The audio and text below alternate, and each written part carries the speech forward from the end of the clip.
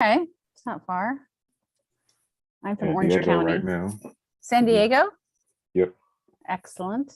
I'm Orange County, so kind of between the two of you. Yes. That's what I'm looking. Hopefully we move out there in the next like 5 years. We got a 5-year plan. I love Orange County. Oh my gosh, it's so beautiful. There's a lot of disadvantages, but boy, it's a great place to visit and wonderful people. What would you say the disadvantages are? The traffic is crazy. Yeah. I mean, I would say it's getting very much like LA. You can't get better weather. Out of all of California, San Diego's pretty good too, but out of all of California, I think Orange County is definitely by far the best place. Hello, family.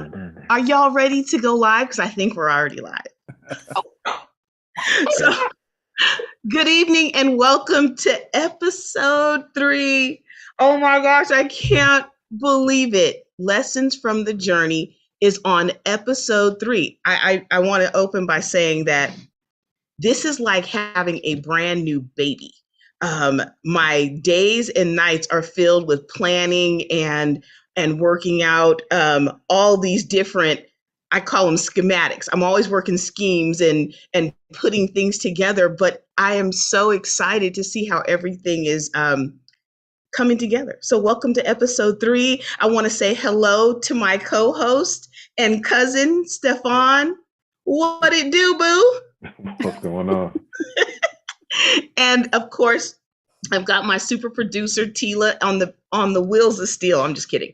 She's in the back seat, in the back of the house, managing everything and keeping everything live. And please let me introduce. Hold on a second. My production team is talking to me here. Okay, I got to give my producer co-host rights. Sorry. Hold on a minute. Sorry, family. All right. Back in business. All right, so we've introduced Tila. You know Dre's on the panel. He's working the boards in the back. I want to introduce Dr. John Artis, all the way from Chicago. Thank you for being with us tonight.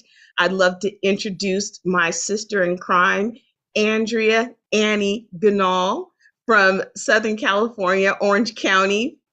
Hi, boo. I want to introduce Jackie Ellis, all the way from Canada, international, baby. And I want to introduce, oh my gosh, okay. So, I have a new company called SLV Enterprise. Kimberly Scott is my personal relationship manager, and she is the manager of all the crazy. Hi, Kimberly. Anyway, I'm going to get myself started. I want to talk a little bit about last week. Last week was phenomenal. If you didn't see it, please go back and watch it. My guests were phenomenal last week. Stefan, I want to go to you because I felt like you were left a little bit hoodwinked and bamboozled after last week's episode. You seemed a little bit almost tortured in the inside. Can you tell me how those lessons from last week's journey impacted you last week? Yeah, I can go a little bit in detail on that. So my initial feeling, I think it was more so of judging myself in a sense and seeing expectations that are probably not the actual point of it. And then it kind of forced me to kind of think about it over a 24-hour period afterwards and realize that I need to be more vulnerable to the reality of, like, we all need this different type of therapy for me. And that's kind of more or less what I grabbed from it. Just coming from a listener's perspective, that's where I feel like we all need to be a little bit more. Maybe a little bit of COVID has affected that, like mindset. Yeah, I think so. We might circle back to that. We've been working on the growth and development tracks for the people who have not been following along. I created something called growth and development tracks. I realized in the last season of life, people worked hard to make money. We worked hard to build families, but we didn't really work hard at developing ourselves from the inside out. And the interesting thing is, as I sat at home for the last almost 5 years, trying to figure out what I was created to do, I realized there is no what I'm created to do without understanding who I am and who I was created to be. The root system, which impacts my decision making. And then lastly, my heart and mindset. This is the reason that we are doing this show every night, to impact those 3 areas. And the main motive is to unite and change the world together. And the only way we can do it together is to be a healthy individual, us. That brings me to my weekend. This weekend, I went to go to the Tupac Shakur Wake Me When I'm Free exhibit in Los Angeles. It was one of the most impactful events for me. And the reason it was so impactful is because what I walked through this week in preparing for this conversation was a bunch of weeds in my own personal root system. And when I looked back at Tupac's life, walking through that museum and seeing his mother and seeing, how he was raised, what he grew up, I mean, he was born basically, when he was created in his mother, she was in prison. So, that's somebody's root system. And I realized that from the earliest of beginnings, the things that happened to us make us who we are today. So I took a little bit of video. And Tila, can you show the video of the Tupac exhibit for me, please?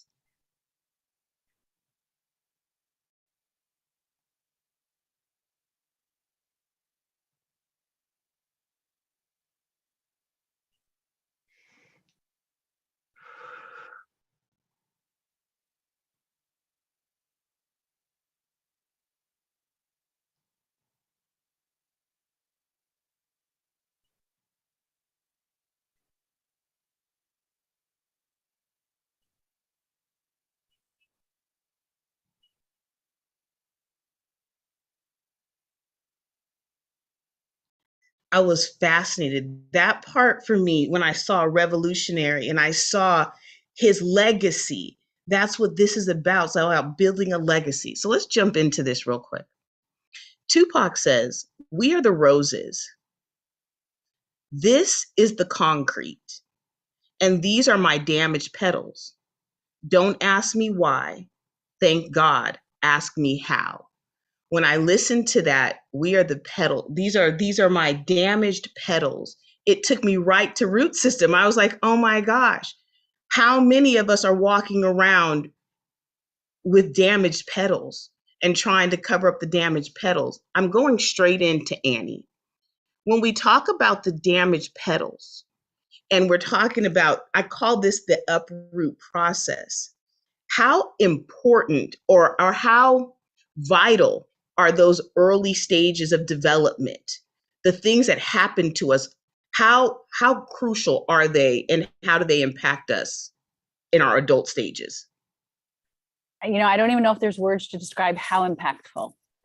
It is the core. Our early experiences is the core to our continued development. I never want to say that when there's serious trauma in really at a very young age, that can't be fixed, because we always have hope. And yet the impact is so great that it takes a lot of work to process and work through trauma at a young age. And so even in the womb, the things we experience, the stress in the mother, the different emotions that she carries, so many things have an impact on our personalities, on our traits, how we view life, how we interpret things. It's huge. It really is everything. It's everything. It's everything. I'm going to go to Jackie. Jackie, we're talking about uproot, because we have to uproot that, right? You can't just experience all these traumas, pre-verbal and other, and just build on that. This is what you do. How important is what you do in helping people be whole? And can you tell people a little bit about how you impact pre-verbal and early stages of trauma? So my gift, I see energy, and the trauma that we experience in this life as well as generations prior that we inherit unknowingly. We're born with that. Like a generational curse? Is that, Well, I it's hear that a lot of generational- times. It can be a generational curse, but it can also be generational trauma that wasn't healed before they died. Mm. That they had trouble because they didn't have the tools to heal it. They didn't know how to heal it. And so it got passed on from generation to generation to generation.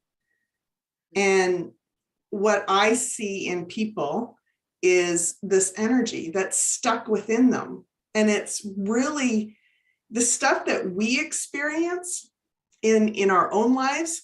We have the opportunity to kind of put the puzzle pieces together a little easier than the generational stuff.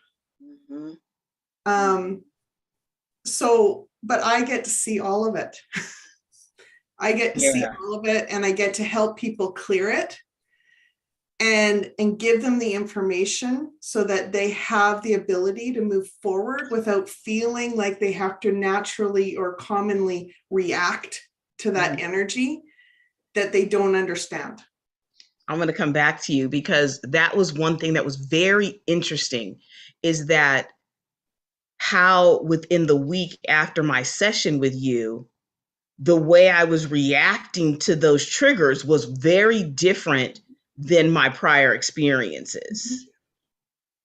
Let me say hi. Garen Heslop is on the call. Garen, can we see your face? Oh, he's driving. Okay, you're driving. Hey guys. Yeah, and I apologize. I had to. My dog had to go to the vet, and so I picked her up, and I'm driving back now. So I'm gonna be on mute for most of the time, listening, and then I'll be available. I appreciate it. All right, we'll pick you up once you get home. I don't want you to get in trouble, but thank you for joining Lessons from the Journey tonight, and it's good to meet you. To be here. It's beautiful to meet you too. All right. So we just heard from Jackie. Dr. Artis, I want to come to you because you deal with the physical body. And I know from being a person who has had cancer multiple times and brain injuries, I know that it happens to pain starts in the spirit and then manifests in the physical. How do you experience people who are traumatized and it's showing up in their body? How are you treating that, those uprooting issues? Well, the secret to the secret to what I do is actually broken down into 3 processes. The physical is a very low part of it, actually. Mm-hmm. The spirit is strong. The spirit is strong in the soul. So when you combine those 3 things, that's what it takes for us to be whole. And most of the time, we're so vain, they focus on the physical aspects. It's ridiculous. It's to the point where people will pay for like Botox and all these different things, and they don't address what's in the inside. So a lot of times I'm at the point in life now where I don't just accept people unless they're just willing to just go 100% in. Right. And that's probably one of the most freeing things I could have done. I could have did as a physician, because it took a lot of stress off my plate. So now it's just like, man, I'm just coaching you through where you want to be. And I kind of see myself more as a life coach than anything, because what we do too is I challenge all my patients to sit down and I want you to think about when you're 90, and I want you to think about what that looks like. And then I want you to actually write it down, and that's what you want to do. And then what we do is we work backwards. And I mean, I would say now the rate has gotten bigger, the outcomes have gotten better, because now people have something that they can attach to such things as short term as pain. Pain is just short term. The things that we go through with a lot of things physical is really short term. But if you can focus on like 90, most people haven't even thought about that. And that's a scary thing about it.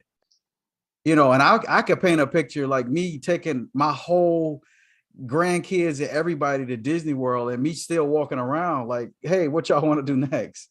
That's how I can visualize that, and I can see it, I can feel it. And so it's more likely to happen. Now, will it 100% happen? We don't know. God has a plan for us all, but at least we're working towards something. And there's so many people, they're not working towards anything. They're just trying to get by from day to day. And a lot of that too is being broken down because of the traumas in their lives. And I always tell people there's 3 things that break you down. Number one is you got traumas, you got toxins that you put in your body, and you got negative thoughts, which is the other T. And when you take those things, and believe it or not, the negative thoughts are the most damaging. So if a patient comes in, right, and their spirit is broken, and I'm supposed to work on their back and their spine or their knee or whatever, they will never 100% be healed because their spirit is broken. And so one of the things you got to do is I learn how to just listen on a certain level that I can actually feel their energy and I can actually do it. And it's weird thing about it. Some people, the energy's so high in my office, like you said, you experience it, that they don't know how to receive it, as I can say. So they won't come back. And I'm okay with that. You know what I'm saying? Yeah. So it's like negative energy just leaves. So, you know, we got so much to be thankful for, man, that, you know, let's focus on that first. Let's start with gratitude. Yes. And I always tell it could be a lot worse. So really just getting them to see that the spirit is number one, the soul is number two, and the physical part is the third part.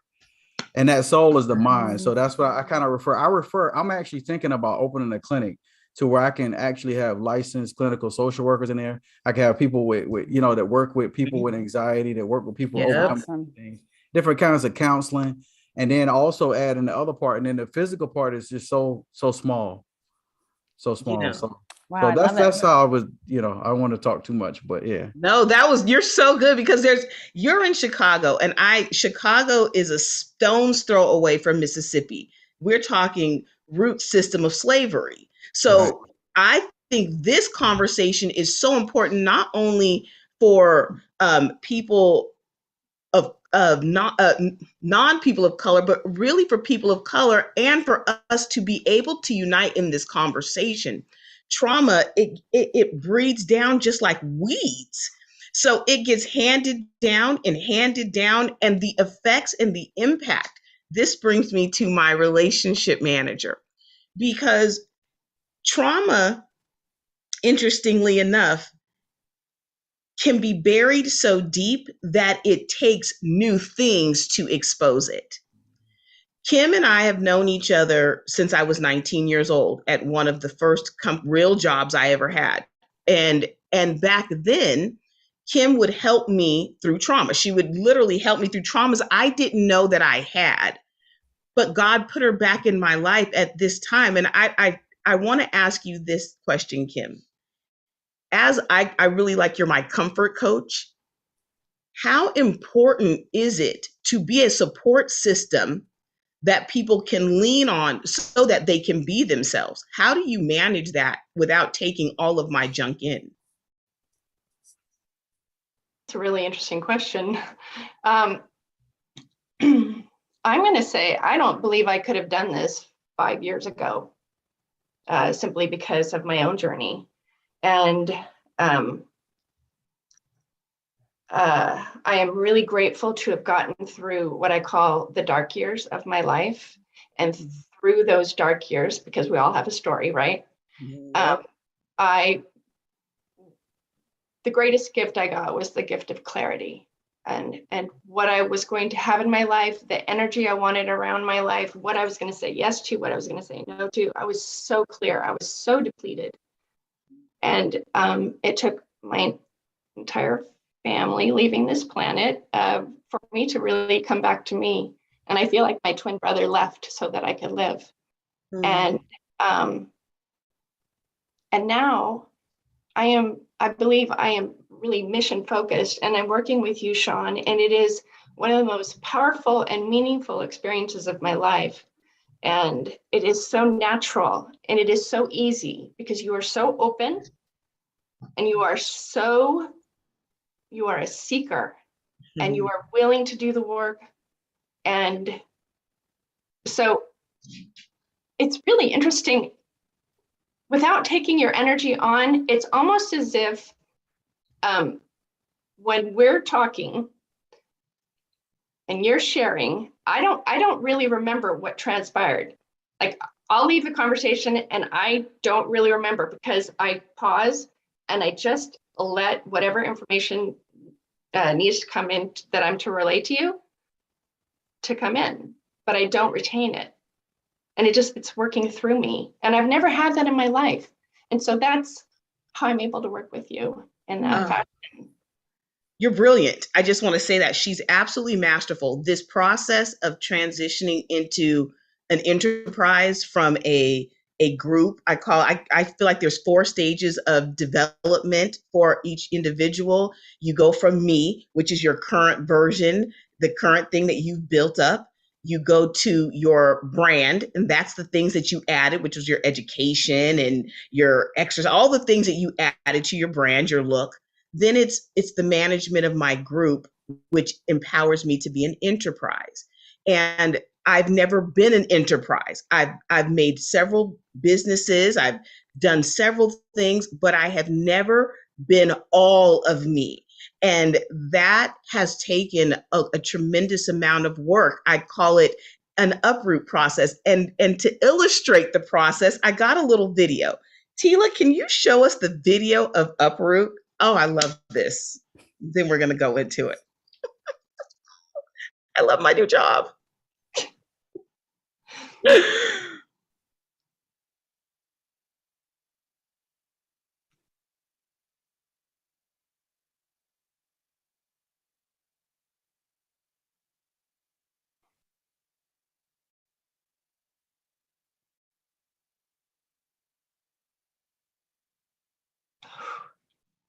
Mm-hmm.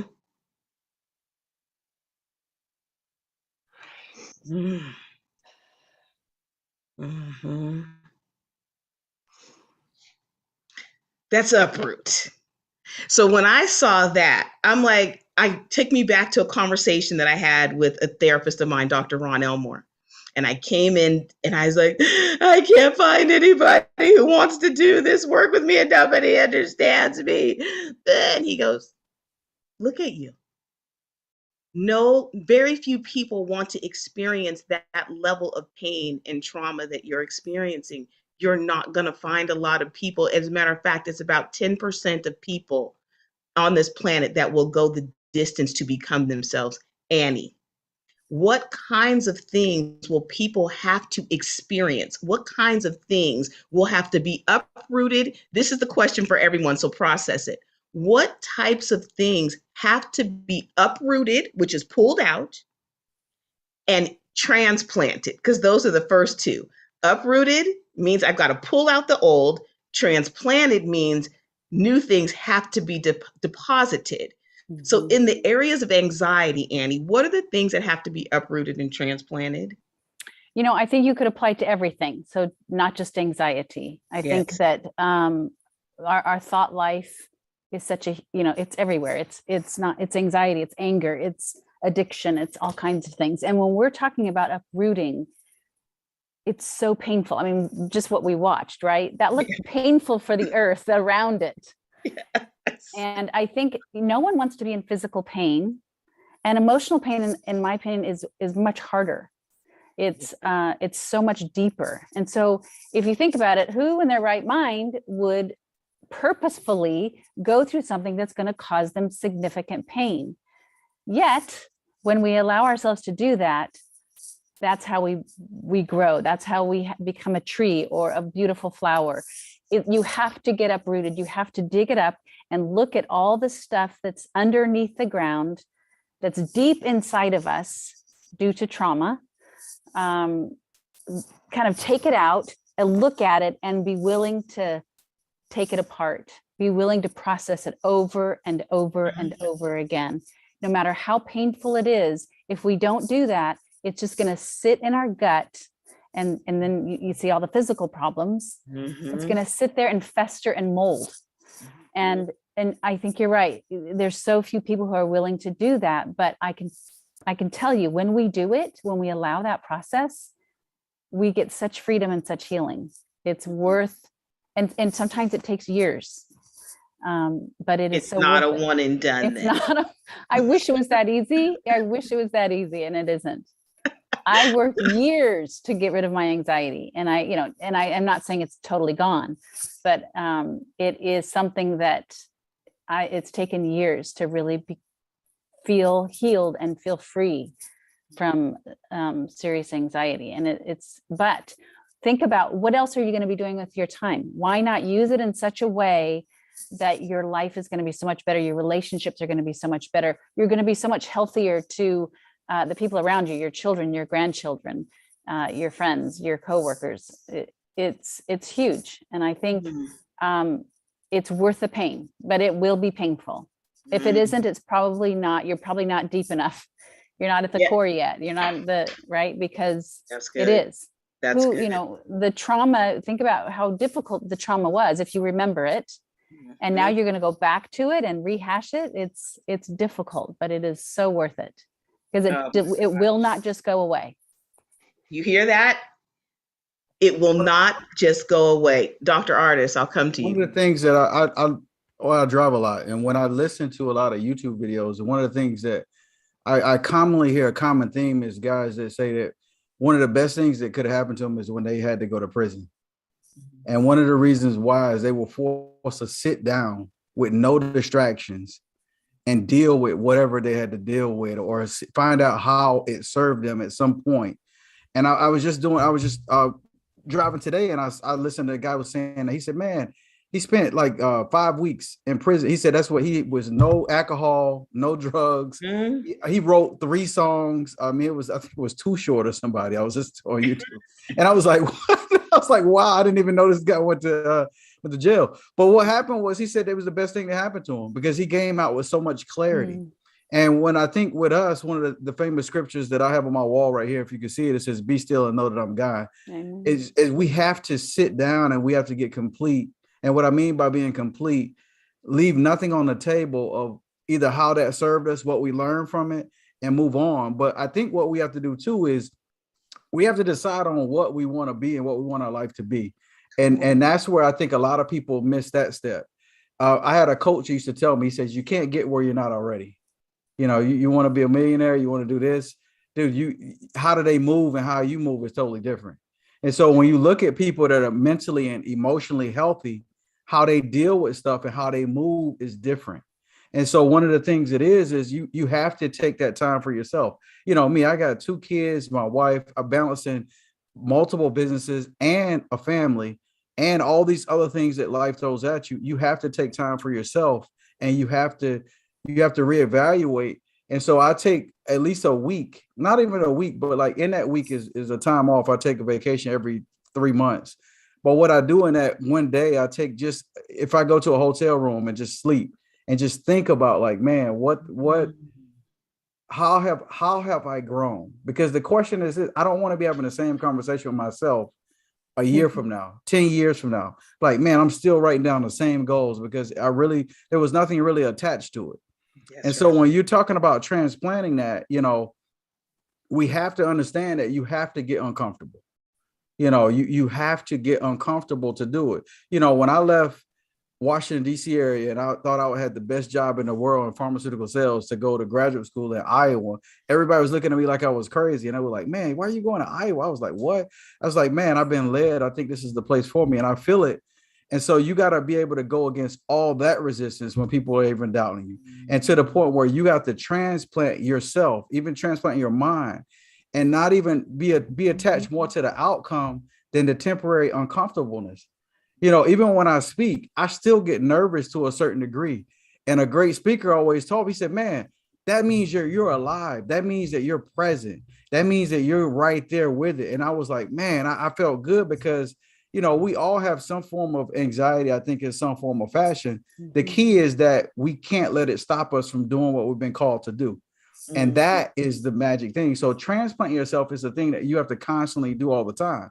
As painful as that looks, I almost feel good about it because I know something new is going to be planted there, so it can do what it needs to do, and that can be transplanted somewhere else, and it can do what it needs to do. But if we stay in the same place, man, I don't want to stay in the same place.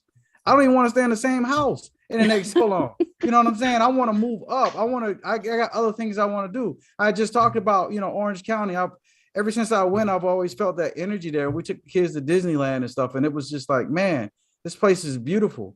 You know, we're waiting for you. I know. I got to convince my other half. She's still not there yet. Tell her to call me. I can convince her. Yeah. I can do it. No, but you get what I'm saying. I mean, I that's absolutely do. So that's all. Yeah. I absolutely do. Jackie, coming to you.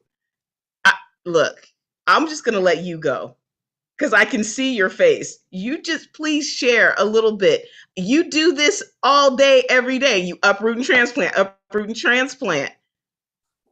Give us the wisdom. So I do it in two different ways. So I do it from a mind coach perspective, but I also do it, which is working through, like it's acknowledging what they're going through and then seeing the significance of what it means, like what it truly means to get to the root, and then to allow themselves to go through the transformation after they accept those roots. Accept. You said accept those roots. So what I hear you saying is that before you can do anything, the person has to accept the reality. Well, even before before someone even books a Reiki session with me, they need to accept the reality that they need help and that they don't want to live with this energy that they have within them anymore. They may not realize that the report I'm going to send them has the information that I actually am showing, because I don't just release the energy like another Reiki master will do. I actually get the metaphysical and the messages from God, from the divine, and I share with people what they need to know to step into transformation fully and release and forgive and love themselves through the next part. The big word that you said, the big F word that you just said, was forgive. Is huge.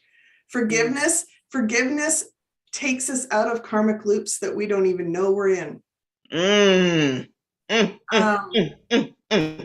The nice thing about my gift as a Reiki master, and I became a Reiki master after I got my gift from God.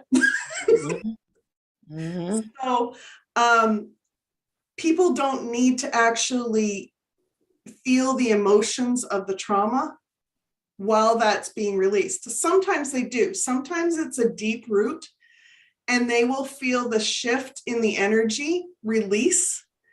And I've had people, when I've released the energy within them, it came out like gushing, like it was like two fire hoses that were coming out. And they actually, during that moment, because I'm like, I don't know what happened to you, but this is what I saw. And she said, I actually had to lean over and throw up in the garbage. That happened during my session with you. I could feel a tension in my stomach. Like it was like something was pulling on my stomach. And the wounds that we addressed were so deep inside of me. There was so much grief. And that I didn't realize was like cancer in your bones. Yeah. That level of grief in you. Yeah. Or in me, I should say. Yeah.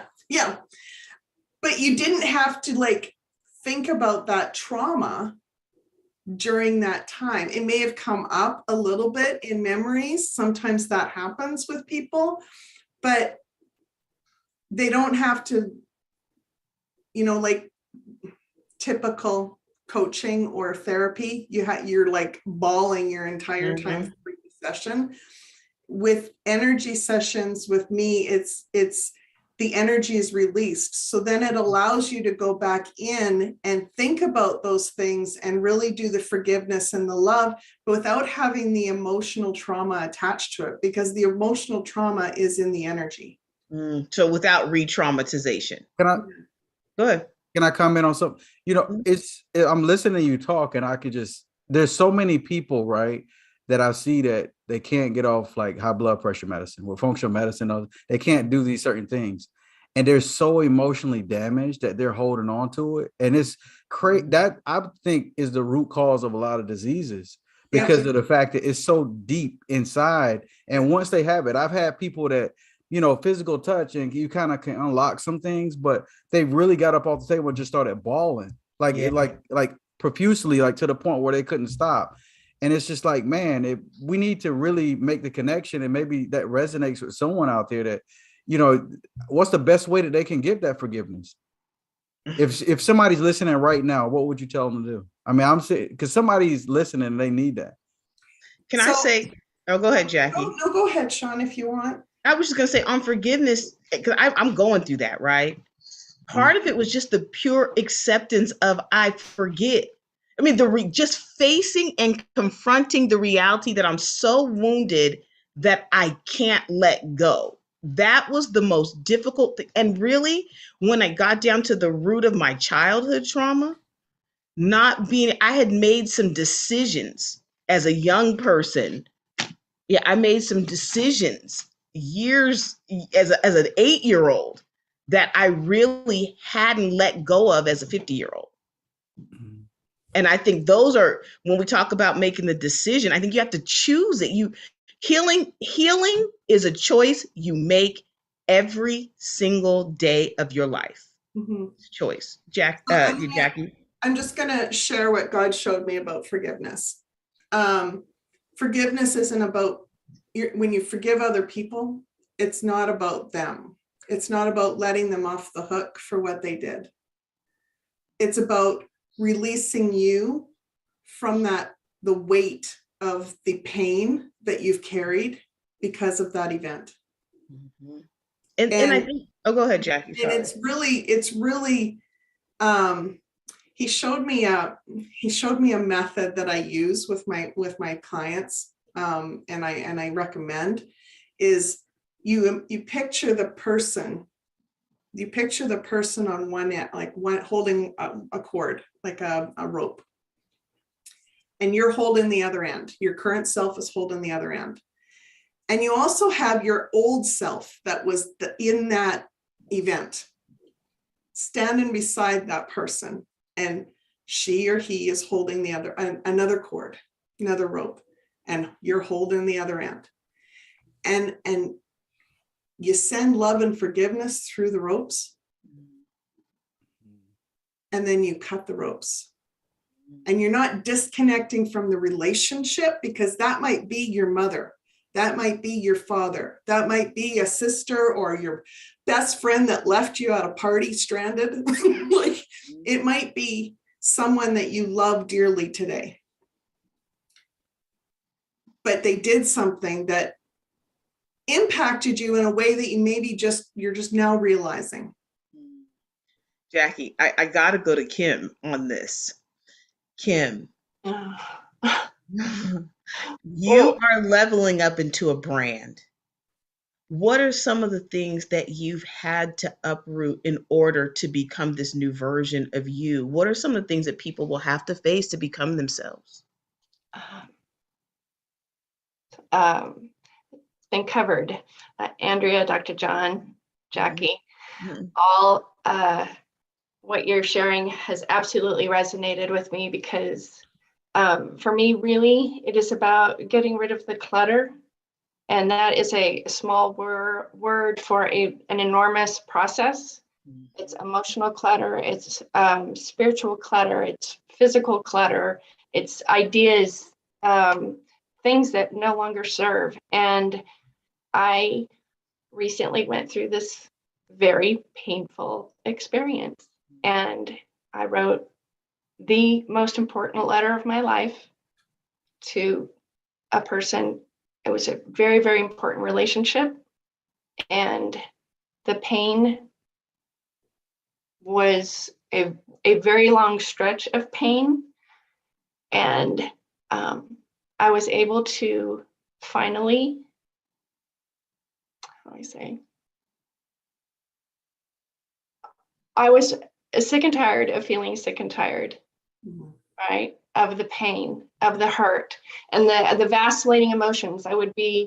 It's going from this joyful place to the deep, dark pain. And it just over a course of time, this is a long story, but I'm trying to abbreviate here. Bottom line, I knew that it was time to write this letter. And I'd been building it for about 4 years, and it got to the point where I did, and it took months. And it was honestly one of the most painful I've experiences of my life. And I did everything with intention and with a lot of prayer. And being on the other side of it has been glorious. I have chilly bumps head to toe right now. It has opened up my world. I feel like everything is falling into place now. And this was a very, very deep wound. And I got to Jackie forgiveness. And that was for me. The letter was to someone, but it was for me. It set you free.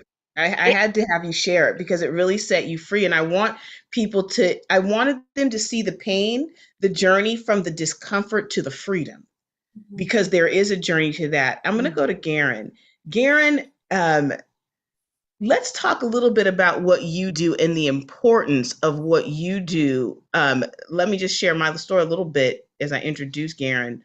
I took 25 pills a day, three brain surgeries, having to learn how to walk and talk again, dose-dense chemotherapy. It was excruciating process. They said I would never be off medications. They said I would never, all of these things that were never. And then I heard medicinal marijuana. And I started down a path that has transformed my life, literally. I today take not one, I don't even take aspirin. I take not one pill.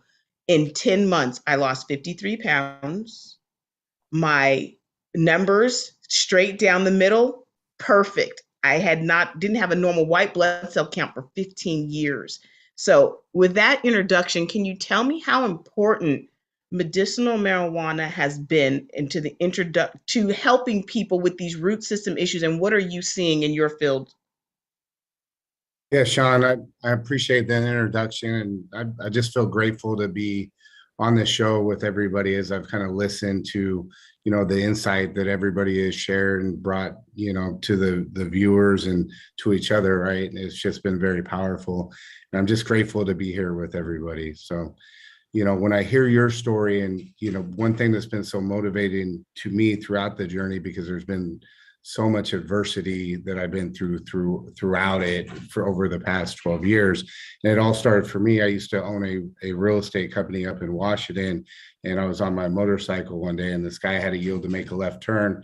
So going about 45 miles an hour, and he pulled out right in front of me. I went head first in the side of a truck and almost died. And I'm blessed to be here and be alive. But like you, through that process of recovery, I was prescribed all kinds of prescription drugs. And during that time also, I had friends and family that were, affected. And nowadays, like everybody, this is in 2009, but almost everybody's had people that have been affected by opiates, Oxycontin, those type of things. And so I saw the impact it was having on me and then those around me. I mean, my best friend, manager at Bank of America, had 2 kids that ended up robbing banks to support his Oxycontin habit. My cousin ended up shooting somebody in the back of the head over Oxycontin and just got out of prison. So when I say like profound, these were real big things that all kind of happened. And so I said, hey, these pills are not good. We need to make awareness. And then I started using cannabis to help me. And I always say it just didn't help me, it just didn't fix everything, but it got me back to sleeping right, got me back to eating again healthy, got me back to working out, and just a better quality of life that got me back to being who I am as a person, right? And so, I saw it's like everything is about, for me, about your why. And I saw a need that needed to be fulfilled.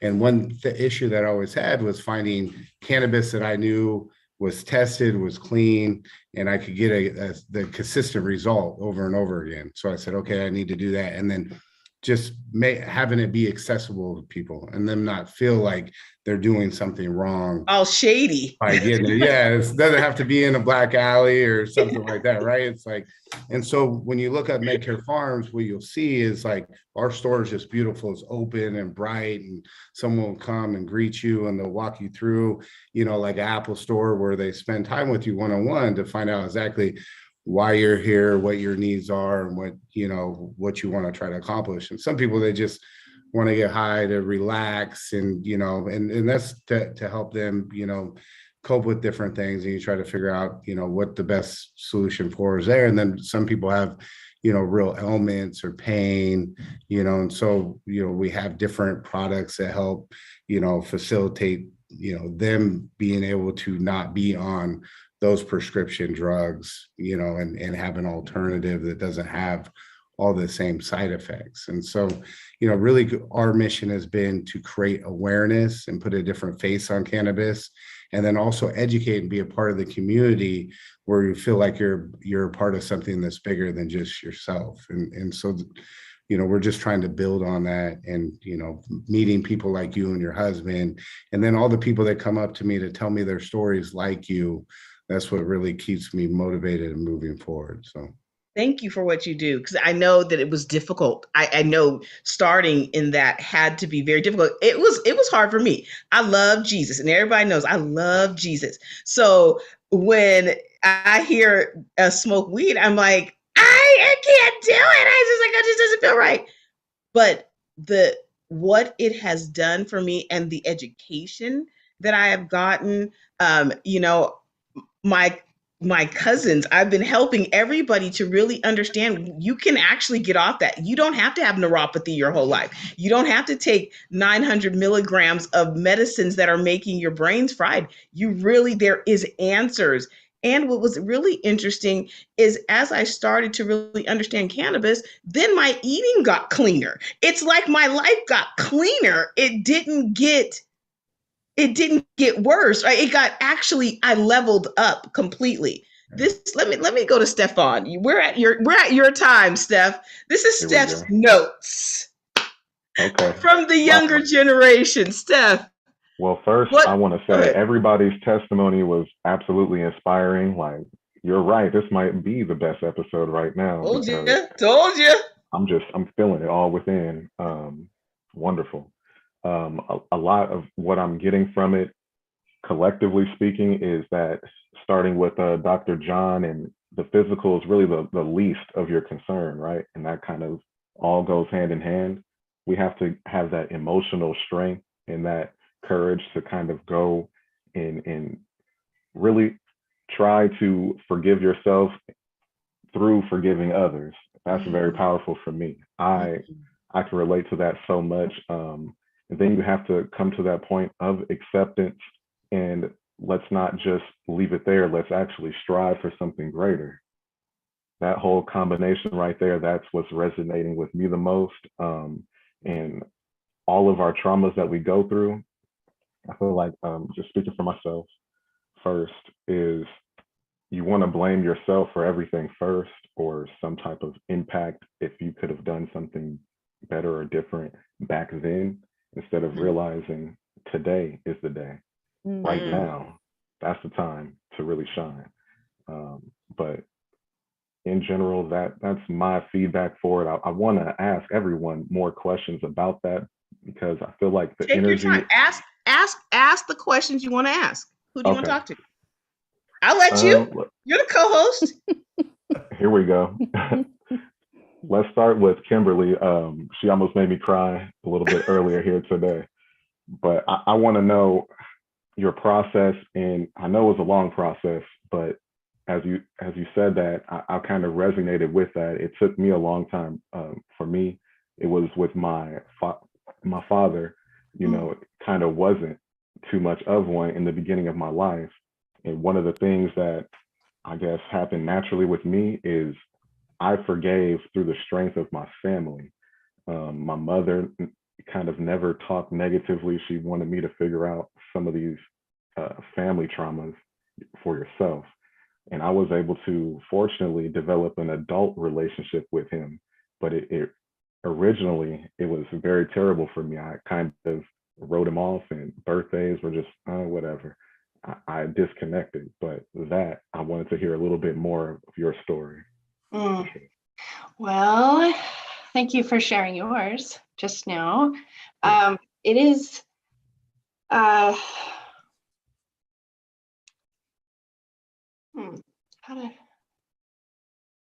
is probably from, I think what I don't know if I need to know the exact details or we need to hear that necessarily. I understand how that can The be. impact. I'm I think asking what you're for asking how you about is just, persevered through it. yeah, the impact ultimately. Really, so the most significant aspect of this was probably the 4 months between deciding to write the letter and finishing the letter and sending it.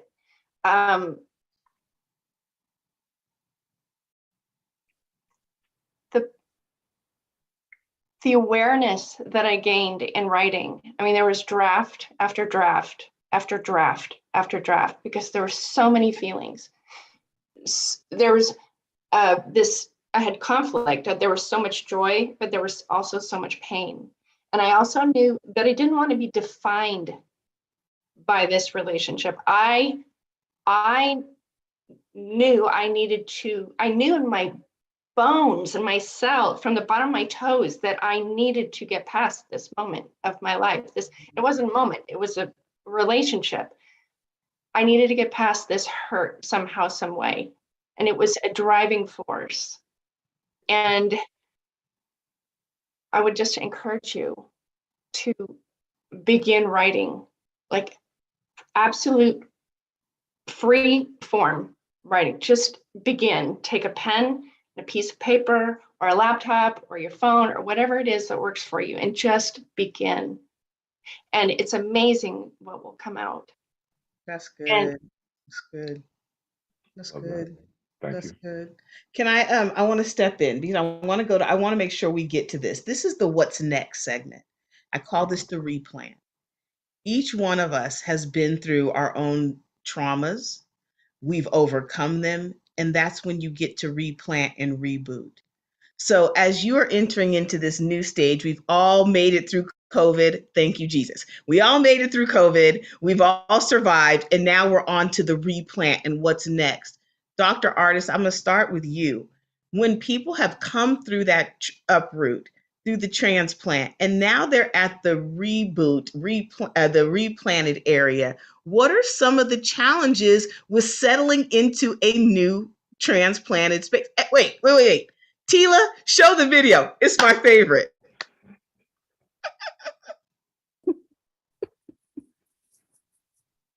Sorry. No, it's funny. Oh, I want to hear him. Audio. Okay, we're not going to really hear him, but he's funny.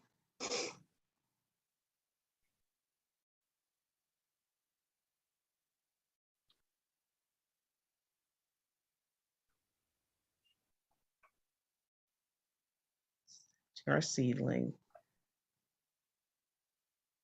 This is my favorite part here.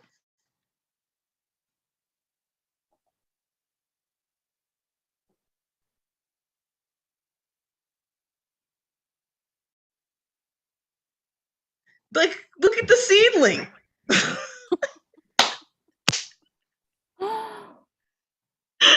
Okay. So as you can see, the replant process ain't fun either. You don't think about it. When I was thinking replant, reboot, oh, that's the fun part.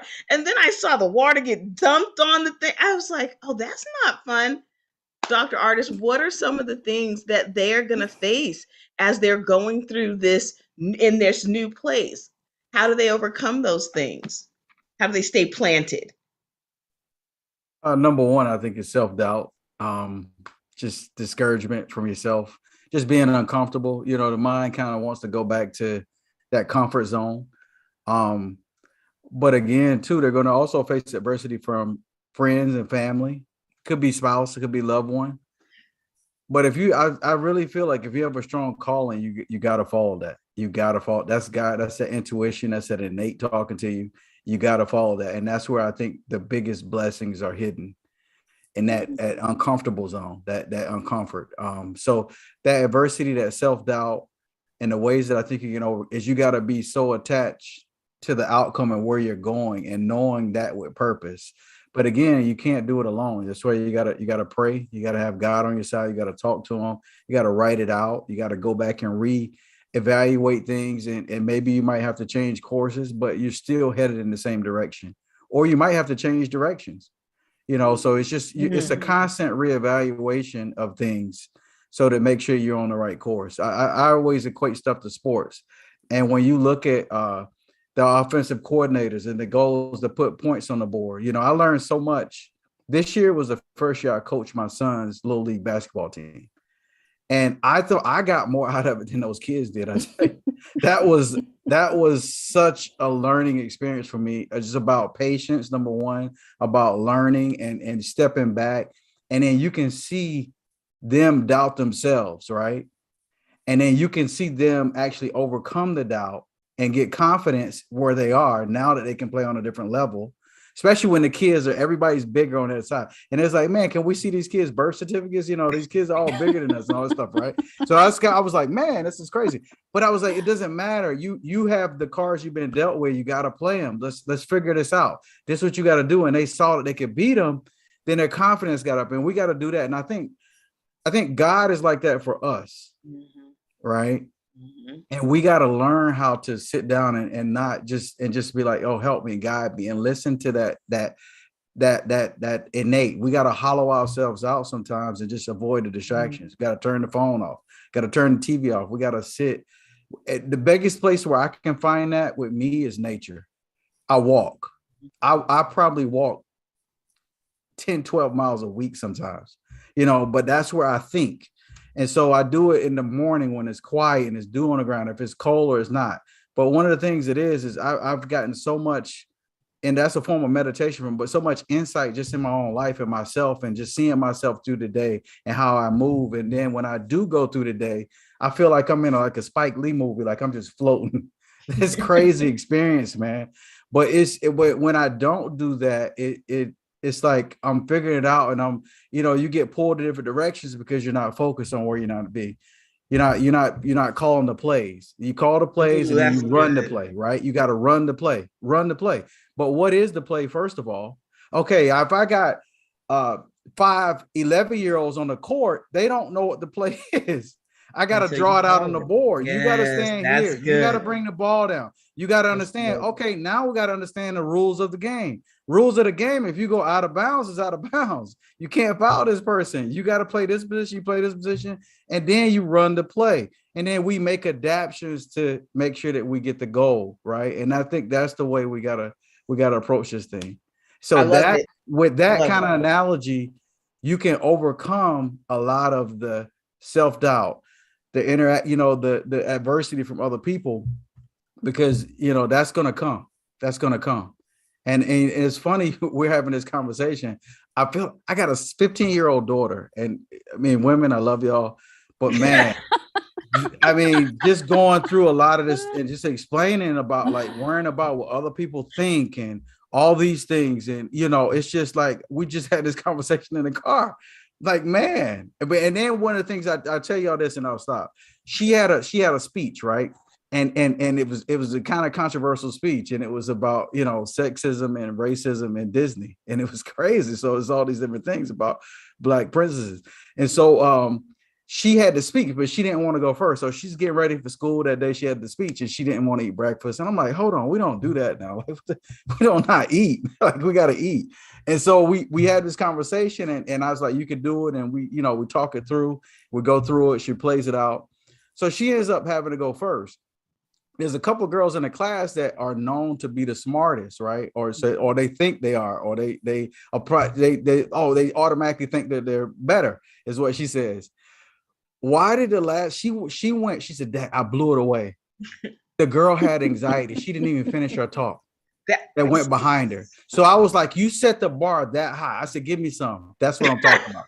Give me some.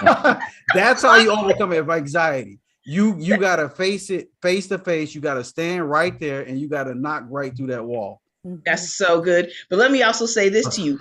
What's in her root system is a father that is dropping seeds that create a comfortable, safe foundation for her to be herself. Kudos to you, Dad. Thank you for loving that young lady so that she can find you as a husband. Boom. Garen, you see people every day and you help them through this to I say get rooted again. What are some tips that you use in your business or in your life that help people get re-rooted, replanted? Yeah, that's a great question. And Dr. Artis, I love what you said. One of my favorite quotes in life is you have to get uncomfortable to get comfortable. And every time we go through summer, try to make it to the next level, and there becomes that uncomfortableness that's attached to it. But sometimes we are okay just being uncomfortable in a bad way, and we're afraid to get uncomfortable and progress forward in a good way. And so it's identifying that and understanding that any type of growth in life, whether good or bad, is going to have uncomfortableness to it, and then having those goals set out. And one thing that, for me, this past year and a half has been extremely difficult, and certain things that I've been through, I'll just talk on it really briefly, and then how I kind of got through it, right? What, from my personal experience, what worked for me. But a year and a half having a business, going through COVID, and then managing 80 employees, that have COVID, doing different things like that. And during that process, my father, he was he raised me, just me and him. And then my grandma, she was like my mom growing up. And, about a year and a half ago, my grandma passed away. And then 6 months after that, my dad passed away. And then I'm going through COVID, and then some other personal stuff I'm going through. And it was, I had a decision to make. Either I use this, energy, and I try to figure out how do I, uproot myself, or do I allow myself to pick up negative habits and get uncomfortable in a negative way and go down that route to try to deal with those things. And in the beginning, I picked up probably some bad habits. And then as I understood how to utilize that pain in a positive way, it fueled me. And I did this when I was young too, because I went through a lot of adversity, but it fueled me. But after my dad died, my grandma died, then my dad died, I actually went bungee jumping. And so when I went bungee jumping, I just said, hey, when I got up there, because I'm afraid of heights, so I like to face that fear. So I went up, and before I when they're counting down, I just let go of everything. And I just jumped. And it's on my Instagram, but when you see, I just jump, I explode out. And when I'm going down, I had no fear, no thoughts. And when I hit the bottom and bounced up, I just let go of any anger, any fear, anything that I had, and I just let it go. And then I pulled back up, and I felt, revitalized and renewed. As a person, I just felt very grateful. And so I have 2 words that I really try to live by now, is be bold and be grateful. And those are the 2 things that I wake up thinking about and doing each day. But that will carry you for so long, right? You have some sort of event like that, but then you got to build. And I love what Dr. John was saying. You got to build these habits, right? You got to build these rules for yourself. And so that's what I started to think, okay, what can I do to carry this feeling on so that I don't, start not being as productive as I can, not continue to evolve into a better way. So I have a very strong morning routine that I use, and that helps set the tone for my whole day, right? And so, I get up at 5:30 in the morning. I'm just an early riser. That's just how I've always been. But I'm up at 5:30, and then I meditate. That's the first thing I do. And then I write 3 goals, 3 things, goals that I have for the day, and then I work out. And and when I do those 3 things, my day is so much different than if I don't do those, right? I'm just so much more productive. And it helps build that strong foundation for yourself that keeps things really in perspective. But, no matter how bad we have it, as we go through these things, there's always things to be grateful for if we just really think about the little things, and it's easy to focus on, the pain or the suffering that we're going through, or, what we don't have. But there's just so many blessings that we have, and just the relationships that we're building in life, and the experiences that we have. So, that building, with gratitude, being in a place of gratitude each day, writing out goals, just 3 small goals, something that you can achieve so that you feel good about yourself, and then build momentum through that. And they don't have to be, big things. They could just be, hey, I'm going to show up for this. And, if you don't like going to the gym, but it's something important, just show up at the gym, trick yourself, say, hey, I'm going to go for 10 minutes. I'm going to go for 10 minutes and just get in the habit of going. And then pretty soon it's just going to be embedded to, who you are as a person. And, working out for me is definitely one of the things. I'm not the same person if I don't get that physical activity. So I know that, right? So I make sure that, you know, whether it's me getting up early or whether it's me, you know, at the end of the day, whether it's a long, stressful day, just getting some sort of physical activity in, you know, so it's kind of understanding yourself as well and developing those habits around that. That's good. Tomorrow morning, I'm going to trick myself. You gotta fake it till you make it sometimes. Yeah, I had to trick myself tomorrow. Kim, reboot. What does the reboot look like for you? Oh, honestly, going with the flow, because the flow is flowing. Isn't it? It's It flowing. is flowing. It's a really wild ride, ain't it? It is. And but for me, it feels like the only way I can describe it is a puzzle piece that just clicked into place. Yeah, And it does. everything is dropping in. It does. I love you. Thank you. Thank you for being one of my puzzle pieces. I love you. Jackie Ellis, Oh my goodness. what's the reboot look like? Oh my goodness, so many things. So Dr. John mentioned like, you know, the plays and how you have to, you know, tweak it sometimes and figure out which way you're going. And I do that in my morning talks with God. And then throughout the day, as I'm like, I find myself kind of starting to go into what, you know, my old ways. I'll pull myself back and go, okay, God, where do I need to go? Tell me exactly what I need to do right now. And it just gets me in alignment again. It gets me in alignment and allows the flow to come in, because that's a tsunami wave. And, you know, when I was really in the big shifting moments of my journey, it really felt like a wave that was cleansing. And then all of a sudden God gave me a surfboard and I was like riding that wave. And it was amazing. But I needed to be open to whatever I was receiving. I needed to be open to accept the journey no matter what I was being shown, because honestly, I was an engineer before this and now I'm a healer. So, you know, it can get weird, folks. Yeah, like that's weird. And in between that journey, I had a mental breakdown because of anxiety. So, yeah, I worked through all of that, you know, what Kim called clutter, I call it muck. I worked through the muck and I did it the hard way. And now I get to do it the easier way for clients. So it's all good. Thank you for what you do. Thank you. You're a blessing to my whole soul. Annie, what do we do about the anxiety? How do we reboot? How do you reboot? Couple of things that I think of. One is deep breathing. I do a lot of deep breathing. It's so automatic for me everywhere. Traffic, you know, interacting with people. Anytime I'm experiencing any kind of anxiety, I start to do some deep breathing.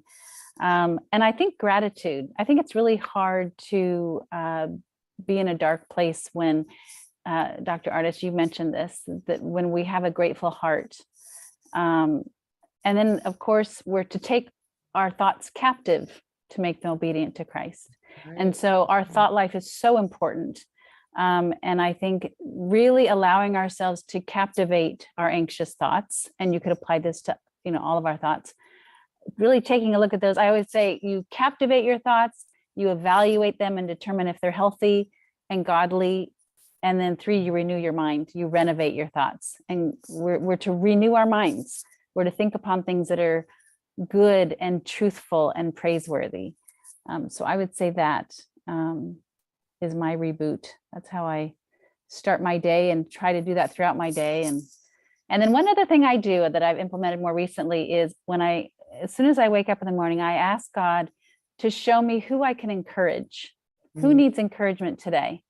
And that's just my way of reaching out to another human being to encourage them and help them with their day. Serving. What I heard right then was service. Service to other people will break you free Absolutely. from where you're Absolutely. stuck.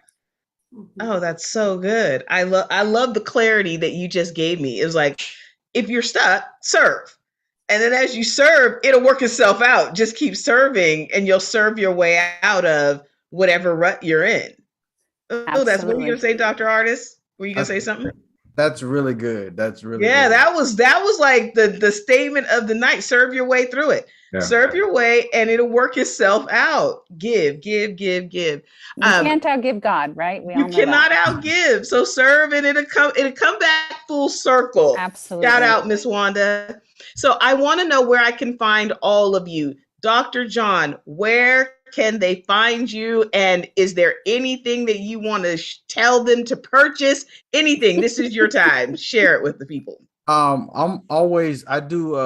a YouTube channel, The Adjustment with Dr. Artist. And it's not just really performing a physical adjustment on the body, it's making some shifts in the brain so we can actually get clearer thinking. YouTube channel, I usually release a video every day. And that's from everything from sleep to diet to, posture when you're sitting on Zoom calls and stuff like that. You can find me at www.healthonearth.org. I teach people how to have health on earth. Very simple. I love that. Good, Dr. John. Annie, where can they find you? What can they buy? Tell the people. Okay, so social media, I'm at Victory Over Anxiety. My website is Dr. Andrea Ganal. And I have a book called Victory Over Anxiety, Take Your Anxious Thoughts Captive. And it's, you can apply it to all your thoughts, but anxiety is the focus and it's biblically based in a sense. I try to intertwine scripture throughout. Amen. Amen. Garen, where can the people find you?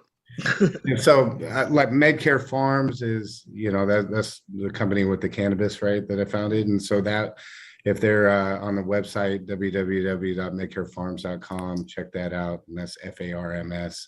So MEDCAREFARMS. And then Instagram, we're on there as well, and Facebook. And then on our website, there's Medcare University. So there's a lot of great information on how, different cannabinoids can help you, with different illnesses and injuries. So a lot of good information there. And then just me personally on Instagram is Garen Heslop. And then, share if you have any questions or information, I share whatever I can with you on that. Thank you so much for coming. Jackie Ellis, where can they find you? Well, my website is my name, Jackie, JACQUIE, and then ELLIS.com. You can, I've got a blog, lots of information there, and some freebies that you join the newsletter. You can order or book a Reiki session with me through my website. I'm on social media. I'm about to launch a new app with 4 other beautiful souls called Aligned. We're all holistic healers, coaches. So it's pretty exciting. I'm like super excited about it. We were called, and we're global, we're all over the world. So we were called to join together and change people's lives. Unite and change the world together. Kimmy, where can we find you? I know where I can find you. Yeah, you do. Actually, no real social media or websites or anything, but if for any contact, Kim Scott at managethemoment.com. Kim Scott at managethemoment. I love that. So we're almost at the end of this show, but I just want to tell you guys, thank you so much. This to me was one of the most important conversations I've ever had. I believe 110% that in order to unite and change the world together, it starts with us as individuals. From the inside out. We can't fix it from the outside in. Our lives will be changed. Our families will be changed. Our communities will be changed. Our cities, our countries, our world is changed forever when we start with us. I love you all. Next week, I'm so excited. Next week, I get into the easy parts of the season. Thank you, God. Next week, we get to just talk about being a mama. That I know how to do really good. So we're going to talk about being a mama next week, the ups, the downs, the highs, the lows, and the joys of motherhood. So join me and my guest. Please, thank you so much, you guys, for joining. Please visit my friends that have been on this show, because I believe I put the 5 best people in the seats for tonight to help you become you. So again, I'll see you next day night right here, 7 p.m. Pacific Standard Time. This is Lessons from the Journey, and I'm your host, Sean L. Brown. I'll see you next week. And until then, what do I say? Master the game of life and experience the way of a champion. I love you guys. Good night. Love you, Sean. Bye-bye. Take care. Bye. Right. Amazing, guys.